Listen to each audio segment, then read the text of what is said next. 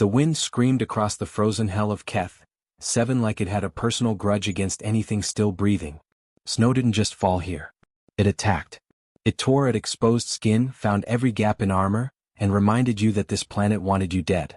2 enormous shapes sat hunched against an old metal processing platform, their bodies coated in layers of ice that grew thicker with each passing hour. If you didn't know better, you might have mistaken them for strange rock formations. But every few seconds, clouds of steam rose from their nostrils, proof that something still lived underneath all that frost. Crag tried to move his arm again. The quantum chains wrapped around his forearms rattled against the rusted machinery, but they held firm. They always did. He'd tested them 1,000 times over the past 3 cycles. The result never changed. His massive claws, capable of tearing through reinforced steel, were useless against these locks. Next to him, Vera pulled her damaged wings tighter against her body. Not that it helped much. The membranes were torn in 3 places, flapping uselessly in the brutal wind. She was shivering now, her scales clicking together in a rhythm that Crag recognized. His clutch sister was running out of time. 3 cycles, he said, his deep voice barely cutting through the howling storm. 3 cycles since those corporate rats abandoned us. Vera's golden eyes opened slowly. Even that small movement seemed to cost her energy she didn't have. Remember when we were hunters? When other species feared the Drakhari? Crag remembered. Before the mining corporations arrived with their contracts and promises. Before the wars that scattered their people across a dozen worlds. Before they became just another source of cheap labor, worked until they broke and then left behind like broken tools. He could feel his own energy fading. His internal temperature was dropping degree by degree. Maybe another hour before his body started shutting down. Maybe 2 if he was unlucky enough to suffer longer. The cold would take them both either way. At least they wouldn't die alone. Vera's head suddenly jerked up, her nostrils flaring. Something's moving. West Ridge. Crag squinted through the endless white. At first he saw nothing but snow and more snow. Then a shape appeared. Small. Walking on 2 legs. It wore some kind of thermal suit, except the suit looked like someone had torn apart 3 different outfits and sewn them back together with whatever they could find. Human, Crag hissed, his lips pulling back to show rows of sharp teeth. That's impossible. Nothing human survives out here. Their body temperature is too low. Their skin too thin. But the figure kept coming. Not stumbling. Not crawling. Walking with purpose, like the blizzard was just a minor inconvenience instead of a death sentence. The figure stopped about 10 feet away. Close enough to see them clearly, far enough to run if the chain dragons decided to be hostile. Smart. A gloved hand reached up and pulled down the frost-covered mask. A woman. Her face told a story of survival. Frostbite scars ran along her cheeks. Her lips were chapped and cracked. But her eyes, those were something else. They were alert. Sure. Very much alive in a place that should have killed her weeks ago. She spoke in Drakhari. Her accent was terrible, mangling every other word, but Crag understood her meaning well enough. Not leave you, she said. Help. Crag's growl rumbled from deep in his chest. Run, human. Save yourself. These chains can't be broken. We've tried everything. The woman didn't run. Instead, she pulled out a small scanning device and crouched down near the quantum locks. She studied them with an intensity that made Vera's scales prickle with unease. Her fingers moved over the device, tapping and adjusting while the wind tried to rip it from her hands. After a long moment, she looked up at them. Then she smiled. It was a strange expression, one that didn't quite match the desperate situation. There was something unsettling about that smile. Something that suggested this human didn't understand the meaning of the word impossible. Can't be broken? She repeated his words back to him in that broken accent. That just means nobody tried the wrong way yet. Crag stared at her. Was this human insane? Delusional from the cold? Or was she serious? Vera shifted beside him, her chains rattling. Human, she said carefully, you should know that helping us means you'll probably die. The facility that powers these locks is unstable. Attempting to break them is suicide. The woman stood up, brushing snow off her makeshift thermal suit. She looked at the collapsed mining facility in the distance, then back at the 2 dragons. Yeah, she said simply. But sitting here watching you 2 freeze is also pretty terrible for my conscience. So I guess we'll see what happens. She started walking toward the facility. The human came back. That was the first surprise. Most beings who saw 2 Drakhari would keep running. But this one walked right up to them, close enough that Crag could have bitten her head off if his chains allowed the reach. She crouched down near the quantum locks like they were just another mechanical problem to solve. "My name is Kate," she said, her breath forming clouds in the freezing air. "Kate Brennan. I've been stuck on this frozen rock for 2 months now." 2 months. The words hung in the air like an impossibility. Vera's voice cracked with disbelief. 2 months?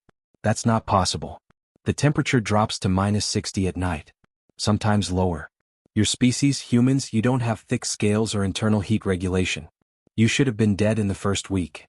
Kate pulled out a silver pouch from inside her patched-together suit.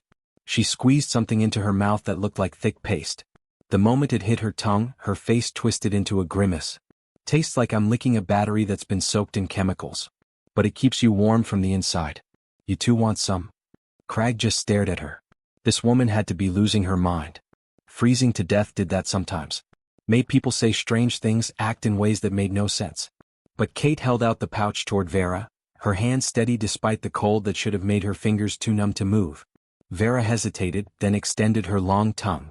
The paste was absolutely disgusting.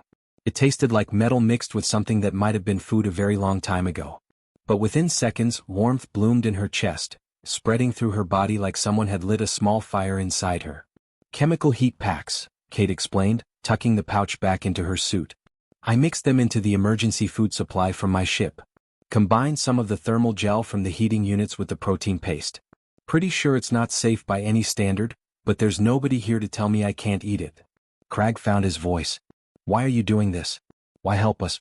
Your people know what the Drakhari are. What we've done. The colonies we raided. The ships we destroyed when we were still free." Kate looked directly into his eyes. Most species couldn't hold a Drakhari's gaze. They'd look away, instinct telling them they were staring at a predator. But this human didn't blink. "I know you're chained to a rock in the middle of a blizzard, freezing to death. That's all I need to know right now." She stood up, brushing snow off her knees, and looked toward the collapsed mining facility about 100 yards away. The structure was barely standing. Metal beams jutted out at wrong angles. Entire sections had caved in during the earthquakes that had rocked this region months ago. "These quantum locks," Kate said, tapping the chains with her scanner. "They run on a central power source, right? I can't break the chains themselves. But maybe I can overload the power source. Might fry the whole system." Vera's eyes widened. "That facility is dangerous. The support beams collapsed during the last quake. The whole thing could come down on your head." Kate checked a small device strapped to her wrist. "Some kind of countdown timer. My rescue ship arrives in 3 days. I got time to try. Besides, sitting here watching you two die slowly isn't really my idea of a good time." Before either dragon could say another word, she was moving. Her boots crunched through snow that came up to her knees. The wind tried to push her sideways, but she leaned into it, putting one foot in front of the other with determination that seemed almost ridiculous given the circumstances. "Human." Crag's voice boomed across the wind. "That's suicide. The structure won't hold." Kate didn't turn around. She just raised one hand in a wave without looking back. Her voice carried on the wind. "Probably. But I'm inconveniently stubborn about staying alive. And apparently about keeping others alive too." Then she was gone, disappearing into the entrance of the collapsed facility. The wind picked up. Vera and Crag sat in silence, their chains rattling with each gust. Minutes crawled by like hours. The storm grew worse, snow falling so thick they could barely see 20 feet in any direction. Crag tried to tell himself this human meant nothing to him. She was just another alien. Another stranger. They'd known each other for what, 10 minutes? Why should he care if she got herself killed trying some fool plan? But he did care. This small, fragile creature had walked through a killer blizzard to help them. She'd shared her food, terrible as it tasted. She'd looked at 2 warriors from a species known for violence and seen people worth saving. An hour passed. Maybe more. Time was hard to track in the endless white. Then the mountainside shook. The explosion wasn't just loud. It was a physical force that hit them like a shockwave. Fire and smoke burst from 3 different points in the facility. Metal screamed as beams twisted and collapsed. The sound echoed across the frozen valley, and for a moment even the wind seemed to pause. Crag and Vera both stared at the burning ruins. The chains around their arms remained locked. Solid. Unbroken. They waited for Kate to walk out of the smoke. To emerge from the flames with that strange human smile, maybe with some new plan or crazy idea. But the minutes stretched on. Kate didn't return. Vera's roar tore through the storm like nothing Crag had ever heard from her before. It wasn't anger. It wasn't pain from the cold. It was grief, raw and terrible, for a creature they'd known for barely 2 hours. For someone who wasn't even their species. "Foolish human," Crag whispered, his voice so low it was almost lost in the wind. "Why would you throw your life away for?" The sound of metal scraping against stone cut him off.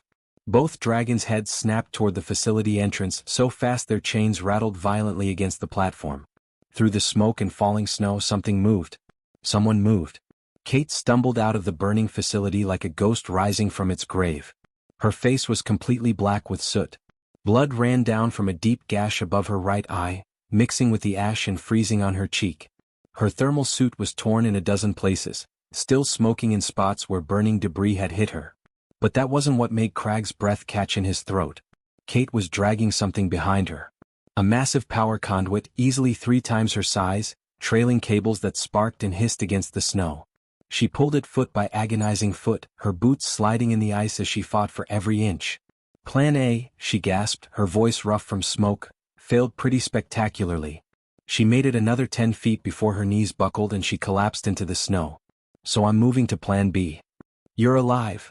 Vera breathed out the words like a prayer she didn't know she'd been holding. Kate coughed hard, her whole body shaking. "What, disappointed?" She forced herself upright again, swaying like she might fall over any second. "Couldn't overload the system like I planned. The power grid has too many failsafes. So I decided if I can't break the locks remotely, I'll just steal the whole backup generator and use it against itself." Her hands shook violently as she started connecting cables to the chains. Crag could see her fingers clearly now. They were blue. Not the healthy blue of Drakhari scales, but the terrible blue of flesh that was freezing from the inside out.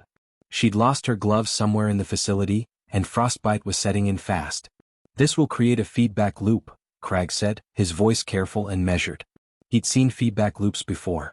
Watched them kill experienced engineers who knew exactly what they were doing. "The electrical discharge could kill you. Will kill you most likely." "Could," Kate repeated, not stopping her work even though her hands were shaking so badly she could barely grip the cables. "But you two will definitely die if I don't try. At least this way someone has a chance." "Why?" The word exploded from Crag's throat, louder than he intended. "You don't owe us anything. We're complete strangers. We're Drakhari. Your people probably have bounties on warriors like us. We could be enemies for all you know." Kate paused. Her hands hovered over the final connection, the 2 cables almost touching. She looked up at him, and despite the blood and soot covering her face, her eyes were clear. "Steady. Maybe we are enemies," she said quietly. "Maybe you've done terrible things. Maybe I'm an idiot. But I owe myself something. I owe myself the chance to be better than what this frozen nightmare expects from me. To be better than just another person who walked away because it was easier." She didn't wait for a response. She jammed the cables together. The sound was like nothing Crag had ever heard. Energy didn't just flow through the chains. It screamed. The quantum locks tried to compensate, tried to absorb the overload, but Kate had connected them in a way they weren't designed to handle. The feedback loop built in seconds. Kate held onto the connection point even as electricity arced up her arms. Her body went rigid. She was being electrocuted, her muscles locked in place by the current running through her. The smell hit them next. Burning flesh. Burning hair. The terrible scent of a body destroying itself. "Let go," Vera shouted. "Human, let go." But Kate couldn't let go. Her hands were frozen to the cables now, locked in place by the very electricity that was killing her. Her eyes were wide, terrified, but she didn't scream. She couldn't. Her jaw was clenched too tight. The chains began to glow. White hot. Then the sound came. Like reality itself was being torn apart at the seams. The quantum locks shattered with a crack that echoed across the entire valley. Kate collapsed. Crag lunged forward despite 3 cycles of being chained, his newly freed arms catching her before she hit the frozen ground. Her body was limp, completely unconscious. He pressed his claw gently against her neck, feeling for a pulse. It was there but wrong. Too fast, then too slow, then fast again. Her heart couldn't decide if it was stopping or racing. Her skin was cold, colder than the air around them, like all the heat had been burned out of her from the inside. "Kate," he said urgently, his deep voice gentle in a way it hadn't been in years. "Human. Stay with us." Her eyes flickered open for just a moment. Unfocused, barely seeing. "You're free," she whispered, the words barely audible. Then her eyes closed and she went completely limp in his arms. Vera pressed her ear against Kate's chest, listening. Her heart is failing. Body temperature dropping fast. She's dying. They were free. The chains that had held them for 3 cycles were gone. They could run now. Could disappear into the mountains and survive. Find their people. Go back to whatever life the Drakari had left. Instead, Crag adjusted his grip, lifting Kate carefully against his chest like she was made of something precious and fragile. She chose to be better than what she had to be, he said. So will we. Kate's emergency shelter was absolutely pathetic. Calling it a shelter was being generous. It was a cave, barely deep enough to keep the worst of the wind out, with a portable heater that had maybe 6 hours of power left in it. The supplies scattered around told a story. Food rations meant to last 1 week, stretched across 2 months. Water purification tablets that were nearly gone. Medical supplies that had been used and reused until they were barely functional. But the dragons carried her there as carefully as if she were made of the thinnest glass. Crag had to duck low to fit through the entrance, his wings scraping against the stone. Vera followed, her movements slow and deliberate so she wouldn't jostle Kate's broken body. Wrap around her, Vera instructed, already curling her body into a semicircle. Our body heat is all we have to offer now. They created a living cocoon around Kate, their scales radiating the warmth that their species was known for. Crag positioned himself so his larger body blocked the cave entrance, keeping out the worst of the wind. He kept his claws near Kate's rescue beacon, the small device blinking weakly. He fed it careful pulses of bioelectric energy, the same energy their people used to power their weapons. Now he used it to keep her distress signal alive. Hours crawled by. The wind outside howled like it was angry they'd escaped. Kate drifted in and out of consciousness, her body twitching, her lips moving as she mumbled words that made no sense. Lost them all, she whispered suddenly, her voice cracking. The crash. Jackson Bennett Rodriguez. Everyone. I couldn't save them. I tried. I tried so hard. Her whole body shuddered. Not from the cold this time. From something deeper. From a pain that had nothing to do with the electrical burns covering her arms. Crag looked at Vera over Kate's shivering form. For years the Drakari had called humans weak. A prey species that had somehow stumbled into space travel. Soft creatures playing at being civilized while tougher species did the real work. They'd been completely wrong. She wasn't fearless, Crag said quietly, his voice barely above a whisper. She was terrified. Broken.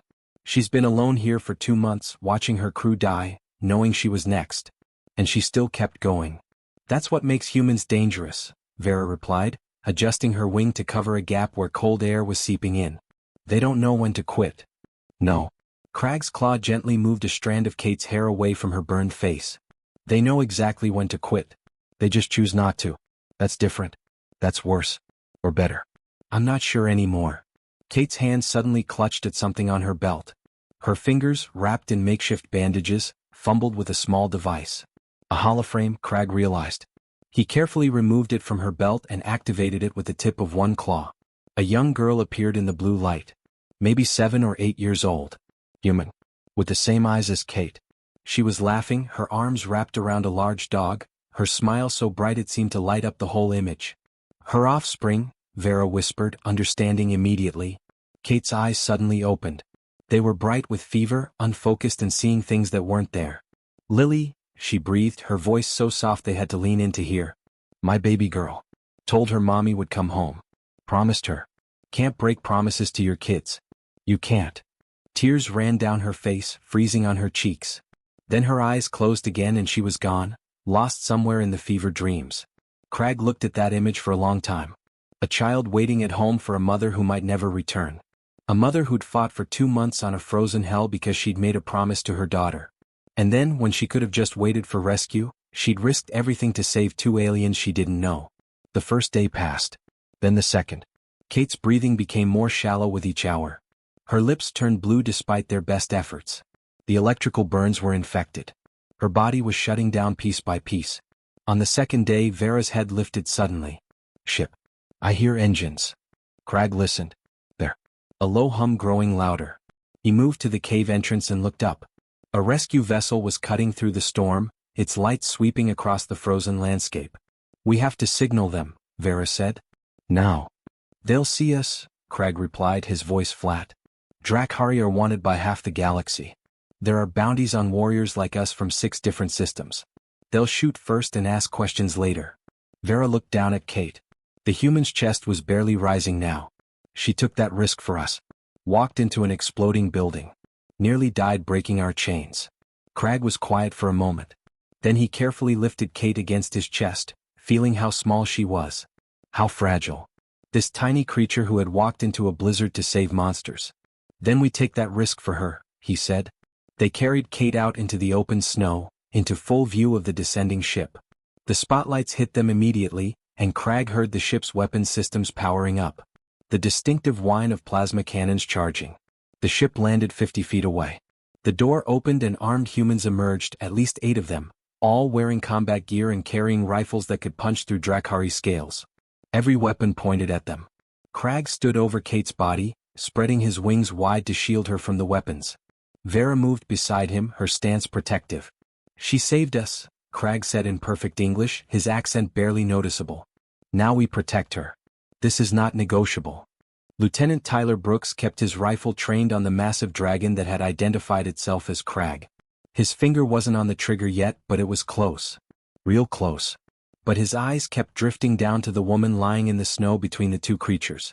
That's Captain Kate Brennan, his team medic said urgently, her scanner already out and reading from 30 feet away. Lieutenant, her biosigns are critical. Heart rhythm is all over the place. Body temperature is dangerously low. Step away from her, Tyler ordered, his voice steady despite the adrenaline pumping through his system. Step away now and we can talk about this. No. Crag's voice was like stone grinding against stone. Unmovable. She dies before we let you make a mistake out of fear. The female dragon Vera took a slow step forward. Every rifle tracked her movement. She raised her claws carefully, palms out, showing she meant no threat. We are escaped prisoners, she said, her English surprisingly clear. Helping us will create serious problems for you. We understand that. But this human needs medical attention right now. The second. Restrain us. Chain us again if you want. Shoot us if that makes you feel safer. But help her first.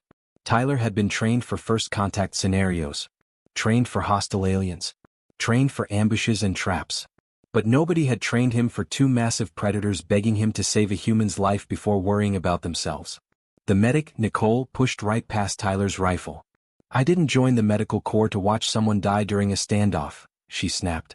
She rushed forward, dropping to her knees in the snow next to Kate.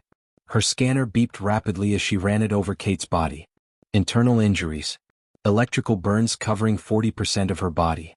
Severe hypothermia. Multiple infections. Lieutenant, she needs the medical bay 5 minutes ago or she's not going to make it. Tyler looked at the 2 dragons. Looked at Kate lying between them, barely breathing.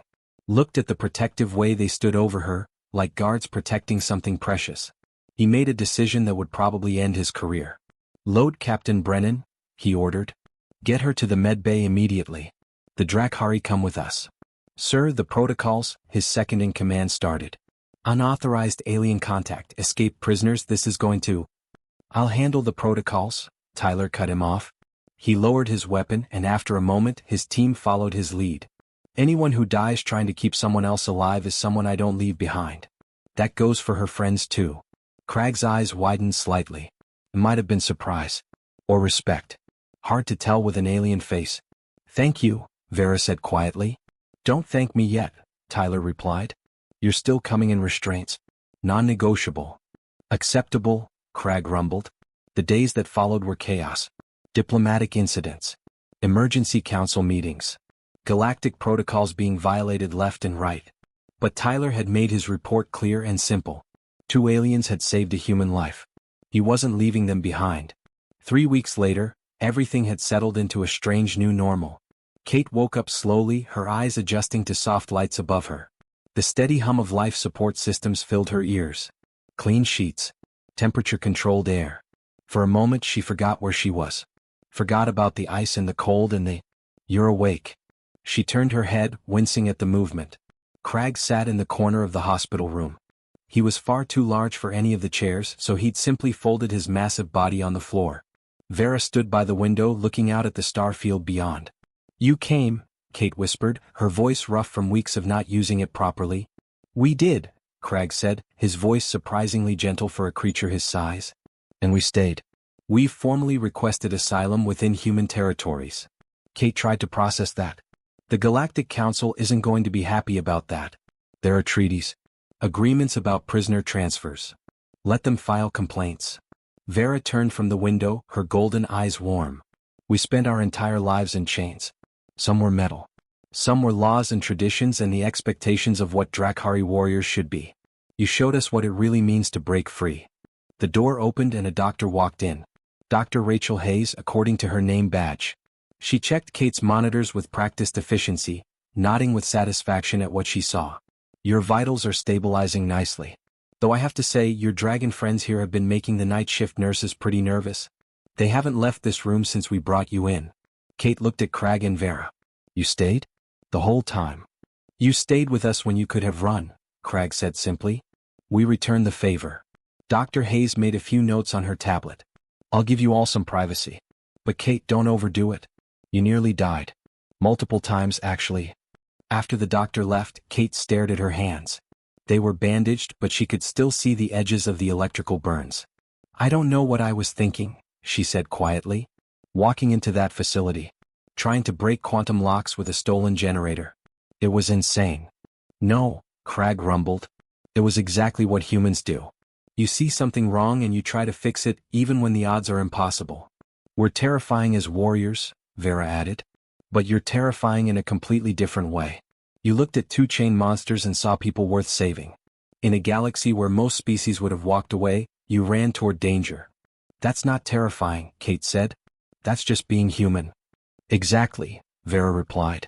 That's what makes your species dangerous. In a galaxy that accepts chains, that accepts injustice, you choose hope. You choose to be inconveniently, stubbornly, impossibly better than what anyone expects. Kate reached out her bandaged hand. Crag extended one massive claw carefully. She wrapped her small human hand around it, her fingers barely reaching halfway around. Not just me, she said. We choose to be better. Yes, Crag agreed, his voice soft. We. Vera joined them, placing her claw gently over both of theirs. Outside the window, stars glittered in the endless dark. A human and two dragons, three beings from different worlds, bound together by something stronger than any quantum lock ever made. Bound by choice. By hope. By the simple, radical act of giving a damn when it would have been easier not to.